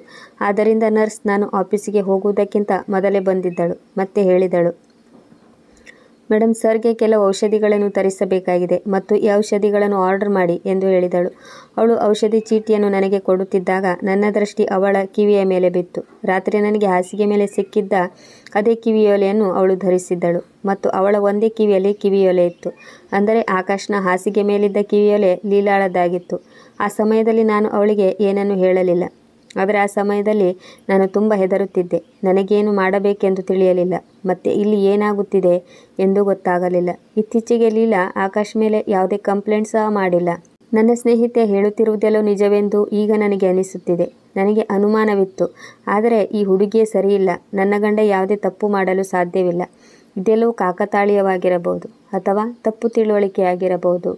ನನ್ನ ಮನಸ್ಸಿನಲ್ಲಿ ಅನುಮಾನವನ್ನು ಹುಟ್ಟಿಸಿಕೊಂಡು ಆ ಬಡ ಹುಡುಗಿಗೆ ನನ್ನಿಂದಾಗಿ ಅನ್ಯಾಯವಾಗದಿರಲಿ ಎಂದುಕೊಂಡೆ. ಒಂದು ವೇಳೆ ಲೀಲಾ ಏನಾದರೂ ತಪ್ಪು ಮಾಡಿದರೆ ಅವಳನ್ನು ರೆಡ್ ಹ್ಯಾಂಡಾಗಿ ಹಿಡಿದು ಅವಳನ್ನು ಮನೆಯಿಂದ ಆಚೆ ಕಳುಹಿಸಬೇಕೆಂದುಕೊಂಡು ನಾನು ಆಫೀಸಿಗೆ ಹೋದೆ ಮತ್ತು ಮನೆಯ ಎಲ್ಲ ಕೆಲಸದ ಆಳುಗಳಿಗೂ ರಜೆಯನ್ನು ನೀಡಿದೆ ಮತ್ತು ಇದರ ಬಗ್ಗೆ ನನ್ನ ಗಂಡನಿಗೆ ಏನೂ ಗೊತ್ತಾಗಬಾರದು ಎಂದು ಹೇಳಿದೆ. ಅದಕ್ಕೆ ಅವರೆಲ್ಲ ಒಪ್ಪಿಕೊಂಡರು ಮತ್ತು ನಾನು ಆಫೀಸ್ಗೆ ಹೋಗಿ ಸಂಜೆ 5 ಗಂಟೆಗೆ ಮನೆಗೆ ಬಂದೆ ಮತ್ತು ಸದ್ದಿಲ್ಲದ ಮನೆಯೊಳಗೆ ಬಂದೆ. ಇಡೀ ಮನೆಯೊಳಗೆ ಯಾರೂ ಇರಲಿಲ್ಲ. ಪಾರ್ಕಿಂಗ್ ಏರಿಯಾದಲ್ಲಿ ನರ್ಸ್ ಸ್ಕೂಟರ್ ನಿಂತಿತ್ತು. ಅಂದರೆ ನರ್ಸ್ ಮನೆಯಲ್ಲಿ ಇದ್ದಳು, ಆದರೆ ಮನೆಯೊಳಗೆ ಎಲ್ಲೂ ಕಾಣಲಿಲ್ಲ. ಅಂದರೆ ನರ್ಸ್ ನನ್ನ ಗಂಡನ ಕೋಣೆಯಲ್ಲಿ ಇರಬಹುದು. ನಾನು ನೇರವಾಗಿ ನನ್ನ ಗಂಡನ ರೂಮಿನ ಕಡೆಗೆ ನಡೆದೆ. ರೂಮಿನ ಬಾಗಿಲು ಹಾಕಿತ್ತು. ನಾನು ರೂಮಿನ ಬಾಗಿಲನ್ನು ಜೋರಾಗಿ ನೂಕಿದೆ. ತಕ್ಷಣ ಬಾಗಿಲು ತೆರೆದುಕೊಂಡಿತ್ತು. ನನ್ನ ಗಂಡ ಮತ್ತು ನರ್ಸ್ ಬೆಡ್ ಮೇಲೆ ಕುಳಿತಿರುವುದನ್ನು ನೋಡಿದಾಗ ನನಗೆ ಪ್ರಜ್ಞೆ ತಪ್ಪಿದ ಹಾಗೆ ಆಯಿತು. ಅವರಿಬ್ಬರು ತುಂಬ ವಿಚಿತ್ರ ಸ್ಥಿತಿಯಲ್ಲಿ ಇದ್ದರು. ಅವರನ್ನು ನೋಡಿ ನನಗೆ ನಾಚಿಕೆಯಾಯಿತು. ನಾನು ನಾಚಿಕೆಯಿಂದ ರೂಮಿನ ಬಾಗಿಲನ್ನು ಮುಚ್ಚಿ ಹೊರ ನಡೆದೆ. ನನ್ನ ಕಣ್ಣುಗಳನ್ನು ನಾನೇ ನಂಬಲಾಗಲಿಲ್ಲ. ಅವರು ನನ್ನನ್ನು ನೋಡಿದ ತಕ್ಷಣ ಇಬ್ಬರು ಬೆಚ್ಚಿ ಬಿದ್ದರು. ಅವರಿಬ್ಬರು ತುಂಬ ಹತ್ತಿರದಲ್ಲಿ ಕುಳಿತುಕೊಂಡಿದ್ದರು. ನರ್ಸ್ ಬಾಗಿಲು ತೆರೆದು ಹೊರಗೆ ಬರುತ್ತಿರುವಾಗ ನಾನು ಹೊರಗಡೆ ನಿಂತು ಜೋರಾಗಿ ಅಳುತ್ತಿದ್ದೆ. ನಾನು ಅವಳ ಕೈ ಹಿಡಿದು ಅವಳ ಕೆನ್ನೆಗೆ ಒಂದು ಬಲವಾಗಿ ಬಾರಿಸಿದೆ ಮತ್ತು ಅವಳನ್ನು ಕೋಣೆಯೊಳಗೆ ಎಳೆದುಕೊಂಡು ಹೋದೆ. ದಿಟ್ಟ ಕಣ್ಣುಗಳಿಂದ ಅವರಿಬ್ಬರನ್ನು ನೋಡುತ್ತಾ ಹೇಳಿದೆ, ಇಲ್ಲಿ ಏನಾಗುತ್ತಿದೆ? ಆಗ ನರ್ಸ್ ಅಳುತ್ತಾ ಹೇಳಿದಳು, ಮೇಡಮ್, ಇದು ನನ್ನ ತಪ್ಪಲ್ಲ. ನಾನು ನಿಮಗೆ ಮೊದಲೇ ಎಲ್ಲವನ್ನೂ ಹೇಳಿದ್ದೆ. ಆದರೆ ನೀವು ನಿಮ್ಮ ಗಂಡನ ಮೇಲೆ ತುಂಬ ನಂಬಿಕೆ ಇಟ್ಟಿದ್ರಿ. ನೀವು ನನ್ನನ್ನು ಎಂದಿಗೂ ನಂಬಲಿಲ್ಲ. ಆಗ ನನ್ನ ಗಂಡ ಹೇಳಿದ, ಈ ಹುಡುಗಿ ಸುಳ್ಳು ಹೇಳುತ್ತಿದ್ದಾಳೆ. ಅವಳೇ ಸ್ವತಃ ನನ್ನ ಪಕ್ಕದಲ್ಲಿ ಬಂದು ಕುಳಿತುಕೊಂಡಿದ್ದಳು ಎಂದು. ಆಗ ನಾನು ಹೇಳಿದೆ, ಹೌದು, ಅವಳೇನೋ ನಿಮ್ಮ ಪಕ್ಕದಲ್ಲಿ ಬಂದು ಕುಳಿತುಕೊಂಡಳು. ಆದರೆ ನೀವು ಅದರ ಲಾಭವನ್ನು ಪಡೆದುಕೊಂಡಿದ್ದಿರಲ್ಲವೇ?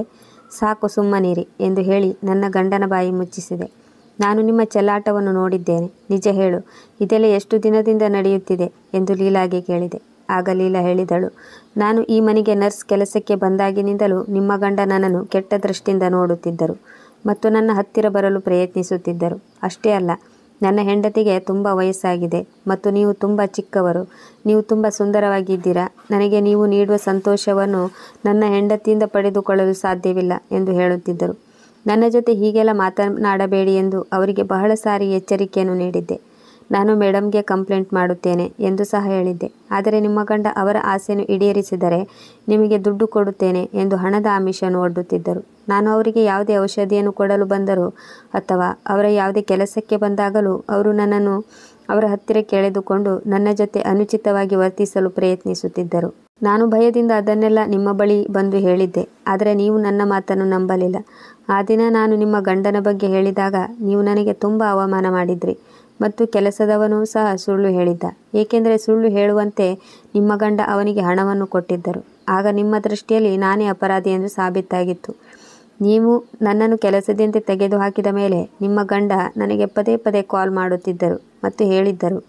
ನನ್ನ ಹೆಂಡತಿ ನನ್ನ ಬಗ್ಗೆ ಅಪಾರ್ಥ ಮಾಡಿಕೊಳ್ಳಬಾರದೆಂದು ನಾನು ಅವಳಿಗೆ ಸುಳ್ಳು ಹೇಳಿದೆ. ದಯವಿಟ್ಟು ನೀನು ನಮ್ಮ ಮನೆಗೆ ಪುನಃ ಕೆಲಸಕ್ಕೆ ಸೇರಿಕೋ ಮತ್ತು ನನ್ನ ಹೆಂಡತಿಯಲ್ಲಿ ಕ್ಷಮೆ ಕೇಳುವ ನಾಟಕವಾಡು ಎಂದು ಹೇಳಿದ್ದರು. ಮತ್ತು ನಾನು ನಿನ್ನನ್ನು ಶ್ರೀಮಂತಳನ್ನಾಗಿ ಮಾಡುತ್ತೇನೆ. ನನ್ನ ಹೆಂಡತಿ ಎಷ್ಟು ದೊಡ್ಡ ಶ್ರೀಮಂತಳೆಂದು ನಿನಗೆ ಗೊತ್ತಿಲ್ಲ. ನನ್ನ ಹೆಂಡತಿ ನಿನಗೆ ನನ್ನನ್ನು ನೋಡಿಕೊಳ್ಳಲು ಎಷ್ಟು ಹಣವನ್ನು ಕೊಡುತ್ತಾಳೋ ಅದಕ್ಕಿಂತ ಹೆಚ್ಚು ಹಣವನ್ನು ನಾನು ನಿನಗೆ ಕೊಡುತ್ತೇನೆ ಎಂದು ಹೇಳಿದ್ದರು. ನಾನು ತುಂಬ ಬಡವಳು ಮತ್ತು ನಮ್ಮ ಮನೆ ಪರಿಸ್ಥಿತಿ ಸಹ ತುಂಬ ಹದಗೆಟ್ಟಿದೆ. ಅದಕ್ಕಾಗಿ ನಾನು ನಿಮ್ಮ ಗಂಡನ ಮಾತಿನಿಂದ ಪ್ರಭಾವಿತಳಾದೆ. ನನ್ನನ್ನು ಯಾವ ವಿಷಯಕ್ಕಾಗಿ ನೀವು ಮನೆಯಿಂದ ಹೊರಹಾಕಿದ್ದೀರೋ ನಾನು ಅದೇ ಕೆಲಸವನ್ನು ಮಾಡಿ ಏಕೆ ಹಣ ಸಂಪಾದಿಸಬಾರದು ಎಂದುಕೊಂಡೆ. ಮತ್ತು ನಿಮ್ಮ ಗಂಡ ಏನೇ ಹೇಳಿದರೂ ನಾನು ಅದನ್ನೇ ಮಾಡುತ್ತಿದ್ದೆ. ಅದಕ್ಕೆ ಅವರು ನನಗೆ ಕೈ ತುಂಬ ಹಣ ಕೊಡುತ್ತಿದ್ದರು. ನಾನು ಇದೇ ರೀತಿ ಸಂತೋಷವಾಗಿರುವಂತೆ ನೀನು ನೋಡಿಕೊಂಡರೆ ನಾನು ನಿನ್ನನ್ನೇ ಮದುವೆಯಾಗುತ್ತೇನೆ. ನನ್ನ ಹೆಂಡತಿಗೆ ವಯಸ್ಸಾಗಿದೆ. ನೀನು ನೀಡುವ ಸಂತೋಷ ಅವಳಿಂದ ಪಡೆದುಕೊಳ್ಳಲು ಸಾಧ್ಯವಿಲ್ಲ ಎಂದು ಹೇಳುತ್ತಿದ್ದರು. ಮತ್ತು ನಿಮ್ಮ ಗಂಡ ನಿಮ್ಮನ್ನು ಕೊಲ್ಲಲು ಸಹ ಪ್ಲ್ಯಾನ್ ಮಾಡಿದ್ದರು. ನಾವೆಲ್ಲರೂ ಸೇರಿ ನನ್ನ ಹೆಂಡತಿಯನ್ನು ಕೊಲ್ಲೋಣ. ನಂತರ ಎಲ್ಲ ಆಸ್ತಿಯನ್ನು ನನ್ನ ಹೆಸರಿಗೆ ಮಾಡಿಕೊಳ್ಳುತ್ತೇನೆ. ನಂತರ ನಿನ್ನನ್ನು ಮದುವೆ ಮಾಡಿಕೊಳ್ಳುತ್ತೇನೆ. ಆಮೇಲೆ ನೀನು ನಿನ್ನ ನರ್ಸ್ ಕೆಲಸದಿಂದ ಮುಕ್ತಿ ಪಡೆದು ಈ ಮನೆಗೆ ನೀನೇ ಯಜಮಾನಿಯಾಗುವೆ ಎಂದು ಹೇಳುತ್ತಿದ್ದರು. ನಿಮ್ಮ ಗಂಡ ನಿಮ್ಮನ್ನು ಪ್ರೀತಿಸಿ ಮದುವೆಯಾಗಿಲ್ಲವಂತೆ. ಬದಲಿಗೆ ನಿಮ್ಮ ಆಸ್ತಿಯನ್ನು ಅನುಭವಿಸುವುದಕ್ಕಾಗಿ ನಿಮ್ಮನ್ನು ಮದುವೆಯಾಗಿದ್ದಾರೆ. ನಾನು ಈ ಮನೆಗೆ ಬಂದಾಗಿನಿಂದಲೂ ನಿಮ್ಮ ಗಂಡನ ಕಣ್ಣು ನನ್ನ ಮೇಲೆ ಬಿದ್ದಿತ್ತು. ನಾನು ಹಣದಾಸೆಗಾಗಿ ನಿಮ್ಮ ಗಂಡನ ಆಸೆಗಳನ್ನೆಲ್ಲ ಈಡೇರಿಸುತ್ತಾ ಹೋದೆ. ನರ್ಸ್ ಮಾತು ಕೇಳಿ ನಾನು ಬೆಚ್ಚಿ ಬಿದ್ದೆ. ಆದರೆ ಈ ನರ್ಸ್ ಸುಳ್ಳು ಹೇಳುತ್ತಿದ್ದಾಳೆ ಎಂದು ನನ್ನ ಗಂಡ ಹೇಳುತ್ತಲೇ ಇದ್ದ. ನರ್ಸ್ ಹೇಳುತ್ತಿರುವುದು ನಿಜವೋ ಸುಳ್ಳೋ ಗೊತ್ತಿಲ್ಲ. ಆದರೆ ನಾನು ನನ್ನ ಕಣ್ಣಾರೆ ಕಂಡಿದ್ದೆಲ್ಲವೂ ನಿಜವಾಗಿತ್ತು. ಮತ್ತು ನನ್ನ ಗಂಡ ಮತ್ತು ಲೀಲಾಳ ಬಗ್ಗೆ ನನ್ನ ಫ್ರೆಂಡ್ ಹೇಳಿದ್ದೆಲ್ಲವೂ ನನ್ನ ನೆನಪಿಗೆ ಬಂದಿತ್ತು. ನರ್ಸ್ ತಪ್ಪು ಮಾಡುತ್ತಿದ್ದರೆ ನನ್ನ ಗಂಡ ಅವಳ ಬಗ್ಗೆ ಕಂಪ್ಲೇಂಟ್ ಮಾಡಬಹುದಿತ್ತು. ಮತ್ತೆ ಲೀಲಾ ಹೇಳಿದಳು, ಮೇಡಮ್, ನಾನು ಹೇಳಿದ್ದು ನೀವು ನಂಬದಿದ್ದರೆ ನಿಮ್ಮ ಗಂಡನಿಂದ ಹಣವನ್ನು ತೆಗೆದುಕೊಂಡು ನಿಮ್ಮ ಕಣ್ಣಿಗೆ ಮಣ್ಣೆರಚುತ್ತಿರುವ ನಿಮ್ಮ ಮನೆಯ ಕೆಲಸಗಾರ ರಮೇಶ್ನನ್ನು ಕೇಳಿ. ನಿಮ್ಮ ಗಂಡ ನಿಮ್ಮ ಕೈಯಲ್ಲಿ ಸಿಕ್ಕಿ ಬೀಳದಿರಲೆಂದು ರಮೇಶ್ನಿಗೂ ಸಹ ನೀವು ಎಷ್ಟು ಗಂಟೆಗೆ ಇಲ್ಲಿಂದ ಹೊರಡುತ್ತೀರಿ ಮತ್ತು ಎಷ್ಟೊತ್ತಿಗೆ ನಿಮ್ಮ ಮನೆಗೆ ಬರುತ್ತೀರಿ, ಹೀಗೆ ನಿಮ್ಮ ಬಗ್ಗೆ ಪ್ರತಿಯೊಂದು ವರದಿಯನ್ನು ಅವನು ನಿಮ್ಮ ಗಂಡನಿಗೆ ಒಪ್ಪಿಸುತ್ತಿದ್ದ ಎಂದು ಹೇಳಿದಳು. ಆಗ ನಾನು ಅಂದುಕೊಂಡೆ, ನನ್ನ ಗಂಡ ನನಗೆ ನಿರಂತರವಾಗಿ ಸುಳ್ಳು ಹೇಳುತ್ತಿದ್ದನು. ಅವನು ಅಸಹಾಯಕನಾಗಿದ್ದರಿಂದ ಅವನಿಗೆ ಇಲ್ಲಿಂದ ಓಡಿ ಹೋಗಲು ಸಾಧ್ಯವಾಗಲಿಲ್ಲ. ಈ ಸಮಯದಲ್ಲಿ ನನ್ನ ಗಂಡನ ಎಲ್ಲ ರಹಸ್ಯವನ್ನು ತಿಳಿದಿರೋ ರಮೇಶ್ನನ್ನು ಕರೆಸಿದೆ, ಏಕೆಂದರೆ ಇದಕ್ಕೆಲ್ಲ ಒಂದು ಫುಲ್ ಸ್ಟಾಪ್ ಹಾಕಬೇಕೆಂದುಕೊಂಡಿದ್ದೆ. ರಮೇಶ್ ಸ್ವಲ್ಪ ಸಮಯದಲ್ಲೇ ಮನೆಗೆ ಬಂದ. ರಮೇಶ್ ನಾವು ಮೂವರು ಒಟ್ಟಿಗೆ ಇರುವುದನ್ನು ನೋಡಿ ದಂಗಾಗಿ ಹೋದ. ನಾನು ನಡೆದ ಎಲ್ಲ ವಿಷಯವನ್ನು ರಮೇಶ್ನಿಗೆ ಹೇಳಿ ಇದು ನಿಜವೋ ಸುಳ್ಳೋ ಎಂದು ಕೇಳಿದೆ. ಜೊತೆಗೆ ಇಬ್ಬರು ಬಾಡಿಗಾರ್ಡನ್ನು ಸಹ ಕರೆಸಿದ್ದೆ. ರಮೇಶ್ನಿಗೆ ನನ್ನ ಗಂಡ ಪದೇ ಪದೇ ಸುಳ್ಳು ಹೇಳಲು ಪ್ರೇರೇಪಿಸುತ್ತಿರುವಾಗ ರಮೇಶ್ನು ಆತಂಕಗೊಂಡನು. ರಮೇಶನು ಬಾಯಿ ಬಿಡದಿದ್ದಾಗ ಅವನನ್ನು ಬಾಡಿಗಾರ್ಡ್ಗಳಿಗೆ ಒಪ್ಪಿಸಿದೆ. ಆಗ ಅವನು ಎಲ್ಲ ಸತ್ಯವನ್ನು ಕಕ್ಕಿದನು. ನಿಮ್ಮ ಮೇಲೆ ಒಂದು ಕಣ್ಣಿಡಲು ಯಜಮಾನರು ನನಗೆ ಹಣ ಕೊಡುತ್ತಿದ್ದರು ಮತ್ತು ನರ್ಸ್ ಜೊತೆ ಮೋಜು ಮಾಡುತ್ತಿದ್ದರು ಎಂದು ರಮೇಶ್ ಸಂಪೂರ್ಣ ಸತ್ಯ ಹೇಳಿದ ಮೇಲೆ ಬಾಡಿಗಾರ್ಡ್ ಅವನಿಗೆ ಕಪಾಳ ಮೋಕ್ಷ ಮಾಡಿದರು. ಇಡೀ ಸತ್ಯವು ನನ್ನ ಮುಂದೆ ಹೊರಬಿದ್ದಿತು ಮತ್ತು ನಾನು ಆಕಾಶ್ನ ಮೇಲೆ ಕುರುಡು ಪ್ರೀತಿ ಇಟ್ಟಿದ್ದೆ ಮತ್ತು ಅವನು ನನ್ನ ನಂಬಿಕೆಯನ್ನು ದುರುಪಯೋಗಪಡಿಸಿಕೊಂಡ ಎಂದು ನಾನು ಪಶ್ಚಾತ್ತಾಪ ಪಡುತ್ತಿದ್ದೆ. ಈಗ ಆಕಾಶ್ ನನಗೆ ಪ್ರಪಂಚದಲ್ಲಿ ಅತಿ ಕೆಟ್ಟ ವ್ಯಕ್ತಿ ಎಂದು ಅನಿಸತೊಡಗಿದನು. ನಾನು ತುಂಬ ಅಳುತ್ತಿದ್ದೆ. ಆಕಾಶ್ ನನ್ನಲ್ಲಿ ಕ್ಷಮೆ ಕೇಳುತ್ತಿದ್ದನು. ನಾನು ನನ್ನ ಗಂಡನಿಗೆ ನನ್ನ ಸರ್ವಸ್ವವನ್ನು ಒಪ್ಪಿಸಿದ್ದೆ, ಆದರೂ ನನ್ನನ್ನು ಕೊಲ್ಲಲು ಪ್ರಯತ್ನಿಸಿದ್ದ. ಆಗಲೇ ಲೀಲಾ ಮನೆಗೆ ಹೊರಟು ಹೋಗಿದ್ದಳು, ಏಕೆಂದರೆ ಇದರಲ್ಲಿ ಅವಳದೇನೂ ತಪ್ಪಿರಲಿಲ್ಲ. ಬಹುಶಃ ನಾನು ಅವಳ ಮಾತನ್ನು ನಂಬಿದರೆ ಅವಳು ಇಷ್ಟೊಂದು ಮುಂದುವರಿಯುತ್ತಿರಲಿಲ್ಲ. ನಾನು ನನ್ನ ಗಂಡನನ್ನು ಮನೆಯಿಂದ ಹೊರಹಾಕಿದೆ. ಬಾಡಿಗಾರ್ಡ್ಗಳು ಕಾರಿನಲ್ಲಿ ಕರೆದುಕೊಂಡು ಹೋಗಿ ಅವನನ್ನು ಫುಟ್ಪಾತ್ನಲ್ಲಿ ಬಿಟ್ಟರು. ನನಗೆ ಅವನಿಂದ ದೂರವಾಗಲು ಇಷ್ಟವಿರಲಿಲ್ಲ, ಆದರೆ ಅವನು ತುಂಬ ಸುಳ್ಳು ಹೇಳುತ್ತಿದ್ದ ಮತ್ತು ನನ್ನ ನಂಬಿಕೆಗೆ ದ್ರೋಹವೆಸಗಿದ. ಇದು ಅವನ ತಪ್ಪಿಗೆ ಶಿಕ್ಷೆಯಾಗಿತ್ತು. ಈಗ ನನಗೆ 40 ವರ್ಷ. ಈಗ ನಾನು ಯಾರನ್ನೂ ನಂಬುವುದಿಲ್ಲ ಮತ್ತು ಯಾರ ಬಗ್ಗೆಯೂ ಯೋಚಿಸುವುದಿಲ್ಲ, ಏಕೆಂದರೆ ನಾನು ಮುಂದೆ ನನ್ನ ಜೀವನದಲ್ಲಿ ತುಂಬ ಖುಷಿಯಾಗಿ ಇರಬೇಕೆಂದುಕೊಂಡೆ. ಅದಕ್ಕಾಗಿ ನಾನು ನನ್ನ ಬಿಸ್ನೆಸ್ ಬಗ್ಗೆ ಗಮನವನ್ನು ಹರಿಸಿದೆ ಮತ್ತು ಅದರಲ್ಲಿಯೇ ಬ್ಯುಸಿಯಾಗಿದ್ದು ನನ್ನ ಜೀವನ ಸಾಗಿಸುತ್ತಿದ್ದೇನೆ. ಪ್ರಿಯ ವೀಕ್ಷಕರೇ, ಈ ಕತೆ ಹೇಗಿತ್ತೆಂದು ನಿಮ್ಮ ಅನಿಸಿಕೆಗಳನ್ನು ಕಮೆಂಟ್ಸ್ ಮೂಲಕ ತಿಳಿಸಿ. ಈ ಕತೆ ಇಷ್ಟವಾಗಿದ್ದಲ್ಲಿ ಅವಶ್ಯವಾಗಿ ಸಬ್ಸ್ಕ್ರೈಬ್, ಲೈಕ್ ಮತ್ತು ಶೇರ್ ಮಾಡುವುದನ್ನು ಮರೆಯಬೇಡಿ, ಏಕೆಂದರೆ ನೀವು ನೀಡುವ ಒಂದು ಲೈಕ್ ನಮಗೆ ಮುಂದೆ ಇನ್ನೂ ಉತ್ತಮ ಕತೆಗಳನ್ನು ಮಾಡಲು ಪ್ರೋತ್ಸಾಹಿಸಿದಂತಾಗುತ್ತದೆ. ಕತೆ ಕೇಳಿದ್ದಕ್ಕೆ ಧನ್ಯವಾದಗಳು. ಮುಂದಿನ ಕಥೆಯೊಂದಿಗೆ ಮತ್ತೆ ಭೇಟಿಯಾಗೋಣ.